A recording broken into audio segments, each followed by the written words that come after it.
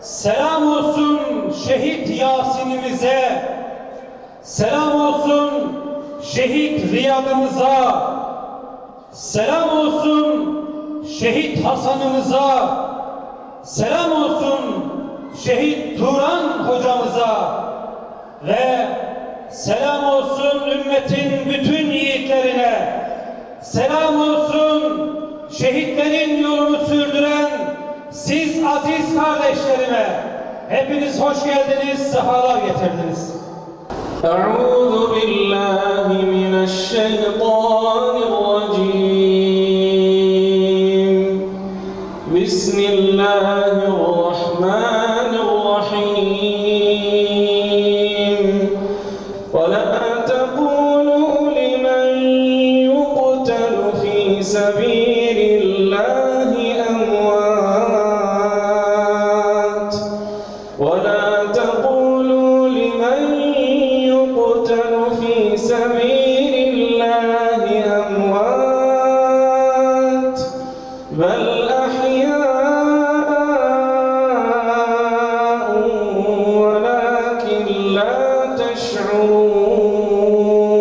dolaşıyorum ve şunu görüyorum.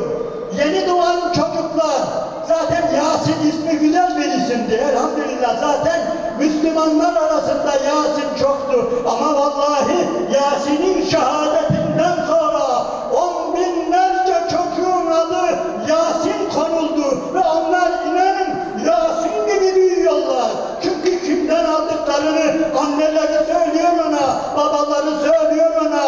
Oğlum senin adın elbette Kur'an'daki Yasin, ama bir de Diyarbakır'daki Yasin var ya, biz onun adını da sana koyduk diyor ve o çocuklar o şuurla, o aşkla yürüyor. Yani büyüyorlar. Yani demek istediğim, şu berekete bakın. Bir gün var ya, bu sürü, bu eşkıya sürüsü olur ya, bir gün düşünecek olursa, bir gün bir muhasebe yapacak olursa, şöyle dese, şöyle demesini tavsiye ederim. Ya biz çok gavurluk, zalimlik yaptık da ama şu çocuklara bir şey yapmayacaktık. Ondan sonra belimiz doğrulmadı, iflah olmadı, yüzümüz sürtüldü, burnumuz sürtüldü, bir daha ayağa kalkamadık diyecekler. Yasin böyle bir Allah-u Teala'nın yeryüzündeki bir alametiydi, işaretiydi. İnanınız Allah-u Teala bu yiğitler, elbette de onlara göre çok yiğitlerimiz gitti. Ama bu yiğitler Allah-u Teala'nın gazabına gitti bu şekilde şehit edilmeleri, bu şekilde öldürülmeleri. Siz basit mi zannediyorsunuz? Bir Kurban Bayramı'nda onun akranları gezmek için, tazmak için, aldıkları harçlıkları harcamak için sevinçle oradan oraya giderken bu yavrular gariplere kurban eti dağıtıyor ve başlarına gelene bakın. Ve Allah bunu görüyor, Allah bunu izliyor, biliyor ve işte böyle bir hüküm veriyor. Öyle bir hüküm veriyor ki dikkat edin, daha inanınız burunları yerden kalkmayacak, yüzleri kalkmayacak yerden. Bütün bunlar şehadetin bereketi ve özellikle Yasin'imizin, Hasan'ımızın, Cuma'dimizin, hele birisinin, yani bunların detayına girmek değil de hepsinin ziyaretlerine vardım da birinin tavsiyesine vardık da Cuma'dı mıydı, Riyad mıydı? Bulamadık ya kimseyi. Çünkü akrabaları, anneleri, babaları da o taraftanmış. Oğlunu öldürenlerin grubundaymış da bir kardeşini bulduk da ona dedik, ona Kur'an okuduk, ona taziyede bulunduk. Allah böyle bir, yani ailenin içinden, böyle bir yavruyu seçip cennetine alıyor.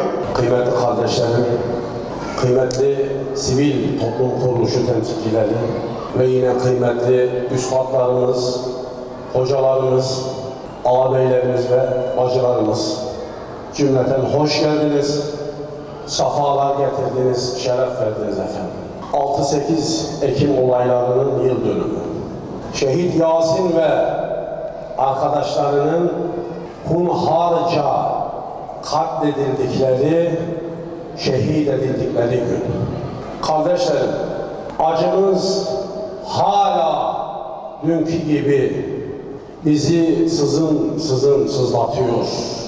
Ve bu acı öyle derin bir acı ki hala yüreğimizin derinliklerinde hissetmekteyiz.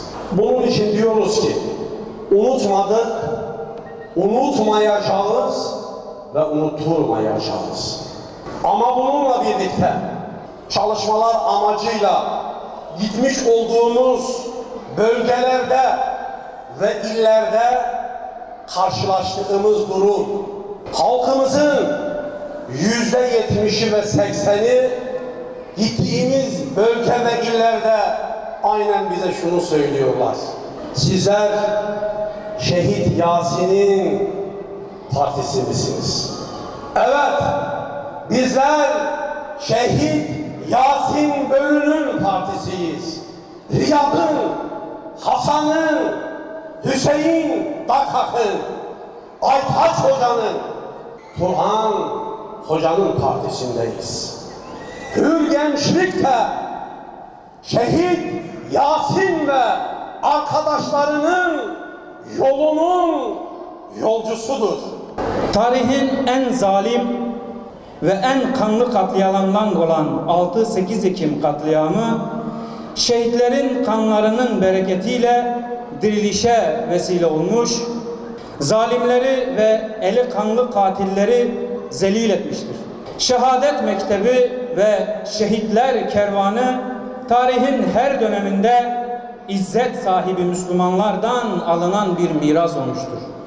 Bizler bu mirası Hazreti Hüseyin'den, İskilipli Atıf Hoca'dan ve nice kahramanlardan aldık. Zalimler ise aldıkları miras katliam, yağma, zulüm ve zillet olmuştur. Şehitler ölmez, ölmez, ölü demeyin aman, ölü demeyin aman. Bir kucak söz senin için, bir kucak söz senin için, bir kucak dua bana, bir kucak dua bana.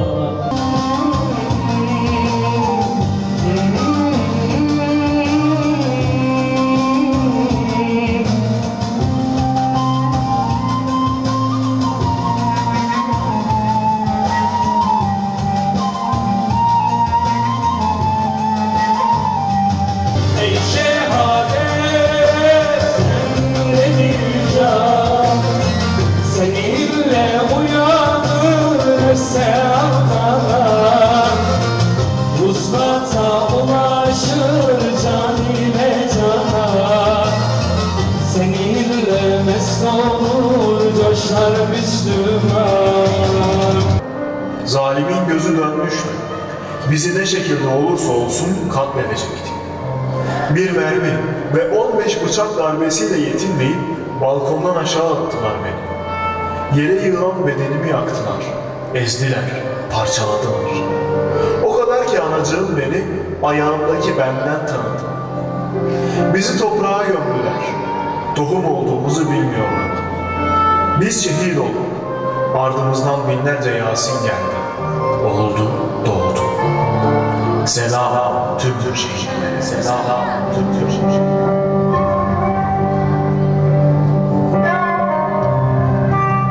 Dinine hadim eyle, kendine layık kul eyle, peygambere layık ümmet eyle. Kur'an'ın emrine sunmakla, Kur'an'ı hayatının merkezine almakla yaşayan Kur'an eyle.